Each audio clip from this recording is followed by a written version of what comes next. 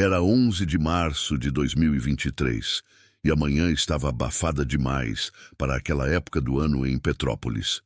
O ar carregado, pesado, prenunciava algo que ninguém queria admitir depois da tragédia do ano anterior. Eu estava na casa da minha prima Cláudia, ajudando-a a organizar uns móveis no quintal, quando vi pela primeira vez o comportamento estranho do Caramelo. Ele era um vira-lata grande, de pelo marrom avermelhado, que tinha aparecido na porta dela 6 meses antes, magro, machucado, e que ela acolheu sem pensar 2 vezes. Naquela manhã, Caramelo não parava quieto. Latia em direção ao morro, arranhava o portão, corria até a casa da vizinha de cima, voltava, latia de novo. Um latido agudo, insistente, diferente. Cláudia gritou para ele parar, irritada com o barulho. Ele obedeceu por alguns segundos, olhou para ela com aqueles olhos escuros e profundos e recomeçou. Cláudia era mãe solo de uma menina de 4 anos, a Sofia. Trabalhava como auxiliar de enfermagem no hospital municipal, fazia turnos duplos sempre que podia e vivia numa casa simples, de 3 cômodos na encosta do morro da oficina. Era uma mulher de 32 anos, forte, prática, sem tempo para superstições ou sentimentalismos exagerados. Gostava do cachorro, cuidava dele, mas não tinha paciência para frescuras, palavra que usava sempre que ele fazia algo que ela considerava exagero. E naquele dia, o comportamento dele parecia exatamente isso, exagero. A vizinha de cima, Dona Irene, uma senhora de 70 anos, que morava sozinha desde que o marido morrera, também reclamava. Dizia que Caramelo passava horas na frente da casa dela, farejando o chão, latindo, olhando fixamente para o barranco nos fundos. Dona Irene tinha medo de cachorro e pediu que Cláudia o prendesse. Esse bicho tá doido, Cláudia, ou tá com raiva. Prende ele antes que morda alguém. Cláudia amarrou Caramelo no quintal. Ele uivou. Puxou a corrente com tanta força que quase arrancou a estaca. Arranhou a terra até sangrar as patas. Ela perdeu a paciência, levou ele para dentro de casa e fechou a porta. Do lado de dentro, ele continuou. Arranhou a porta, latiu, ganhou, chorou. Sofia, assustada, começou a chorar também. Mamãe, o Caramelo tá com medo. Mas Cláudia estava cansada. Tinha trabalhado a noite toda, dormido apenas 3 horas e precisava descansar antes do próximo plantão. Olhou para o cachorro e disse, dura, Caramelo, chega, deita. Ele não deitou. Ficou ali, tremendo, ofegante, olhando para a porta como se algo invisível e terrível estivesse do outro lado. Outros moradores da rua também começaram a reclamar. O cachorro do seu Antônio, um pastor alemão que vivia calmo no quintal, começou a latir junto. A cadela da Dona Meire, sempre quieta, entrou em desespero, tentando cavar sob o portão. E Caramelo, sempre Caramelo, o mais insistente, o mais barulhento, o que não desistia. No grupo de WhatsApp do bairro, as mensagens começaram a aparecer. Alguém cala esses cachorros. Não aguento mais esse barulho. O vira-lata da Cláudia tá perturbando o bairro inteiro. Alguns fizeram piada. Cachorro vidente agora? Vai ver, tá vendo fantasma. Outros foram mais diretos. Prende essa praga ou chama a carrocinha. Cláudia, constrangida, pediu desculpas no grupo. Disse que ia tentar acalmar o cachorro. Mas, no fundo, ela também estava começando a se irritar de verdade. Pensou até em dar ele embora. Se continuar assim, vou ter que arranjar outro lar para você, disse para ele, sabendo que ele não entendia, mas precisando desabafar. Eu, que estava lá, comecei a prestar atenção. Não de forma racional, mas instintiva. Tinha algo no desespero daquele cachorro que não parecia loucura. Parecia aviso. Lembrei das histórias que meu avô contava, de como os animais sentem coisas que nós não sentimos. Terremotos, deslizamentos, mudanças na terra, mas não falei nada. Quem era eu para contrariar todo mundo? Para parecer louca também? Os dias foram passando e Caramelo não melhorava. cada dia mais agitado, mais desesperado. Recusava comida, bebia água compulsivamente, não dormia. Ficava alerta, sempre alerta, vigiando. Cláudia levou ele no veterinário.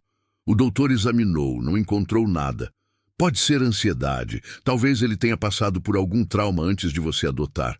Vou passar um calmante. Ela deu o calmante. Caramelo ficou tonto, mais lento, mas continuou latindo. Um latido mais fraco, mais triste, mas que não cessava. Como se ele soubesse que o tempo estava acabando e ninguém estava ouvindo. Dona Irene, cada vez mais incomodada, fez uma reclamação formal na subprefeitura. Um fiscal apareceu na casa de Cláudia. A senhora precisa controlar o animal. Perturbação do sossego. Se continuar, vai ter multa. Cláudia, humilhada, prometeu resolver. Mas como? O cachorro não parava. No 10º dia daquele comportamento, alguns moradores se reuniram na rua para conversar sobre o assunto. Seu Antônio sugeriu que Cláudia levasse o cachorro para um sítio longe dali. Esse bicho não é de cidade, tá estressado. Outros concordaram. Cláudia, pressionada, exausta, sem saber mais o que fazer, aceitou. Um conhecido dela que morava em Araras, zona rural, concordou em ficar com Caramelo por uns tempos. Na manhã do dia 21 de março, Cláudia colocou o Caramelo dentro do carro. Ele entrou mansinho, mas olhou para casa, para Sofia, para o morro, com uma tristeza que partia o coração. Sofia chorou. Mamãe, não leva o Caramelo embora. Cláudia, firme, disse. É só por uns dias, filha, até ele melhorar. Mas no fundo, ela sabia que talvez não voltasse mais. Eu fui junto. Não sei bem por quê. Talvez porque sentia que algo estava errado. Caramelo ficou o trajeto inteiro olhando pela janela, na direção de Petrópolis, com as orelhas baixas, tremendo. Quando chegamos no sítio, ele se recusou a sair do carro. Teve que ser carregado.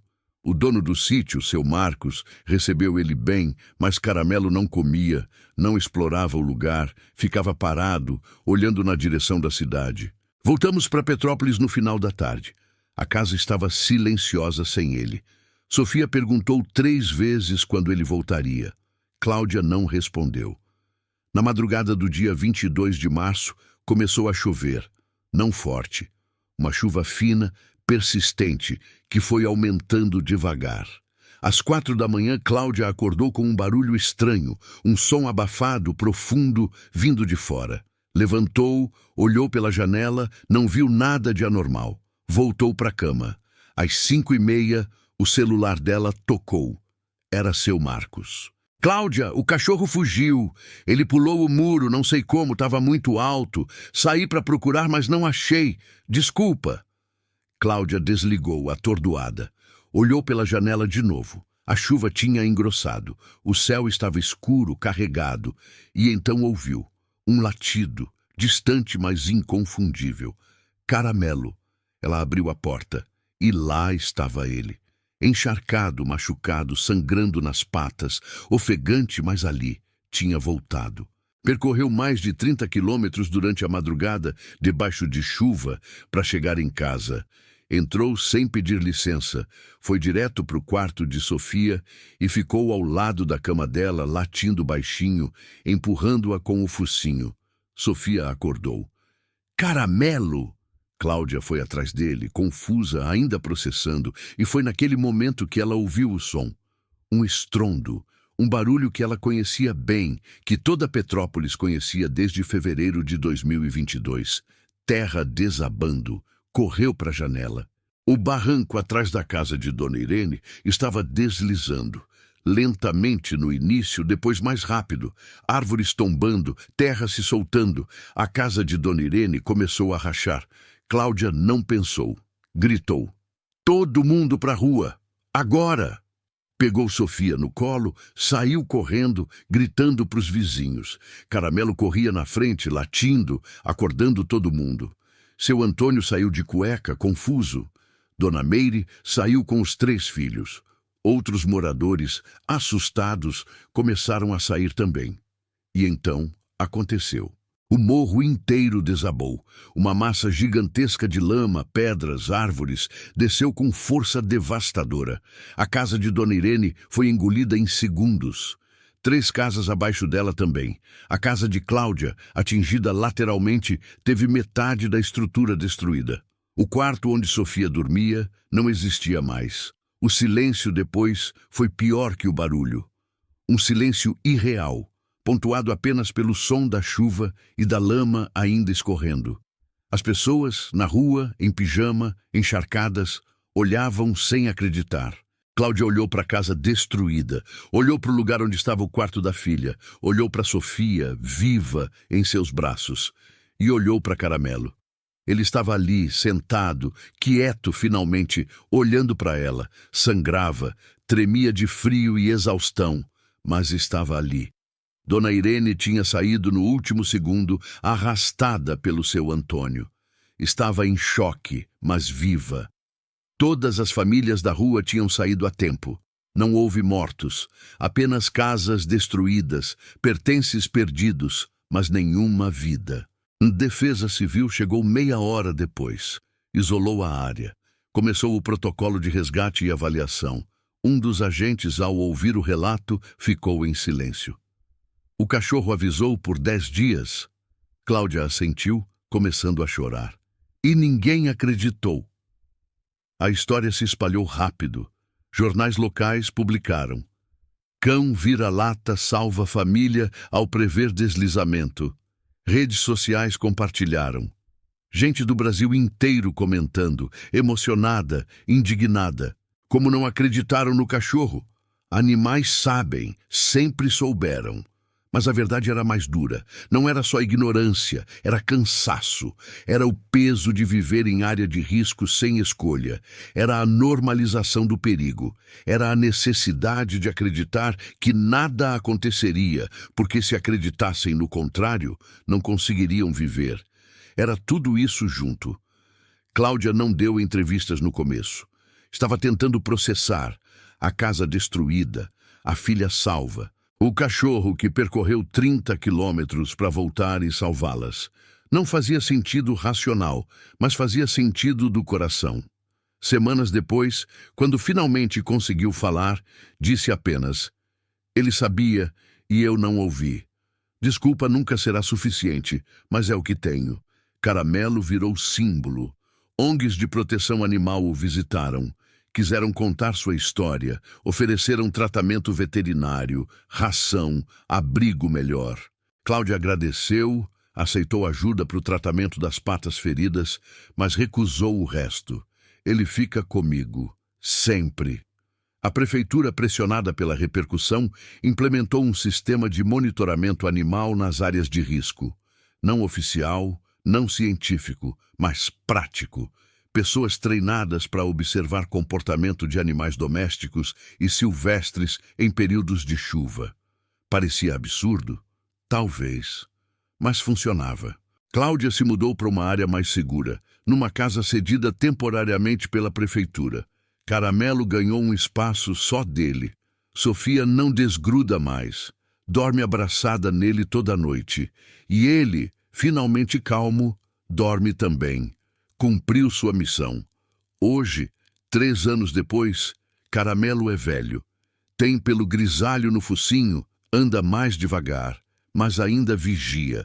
Sempre vigia. Cláudia aprendeu a observá-lo, a prestar atenção nos sinais. Não espera mais que ele esteja louco quando age diferente. Confia. Vibrações no solo, mudanças barométricas, instinto ancestral, não importa.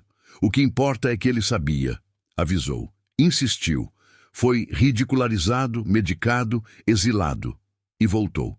Porque o amor não desiste, porque a lealdade não se explica, porque alguns seres mais simples, mais puros, entendem coisas que nós, em toda a nossa complexidade, esquecemos.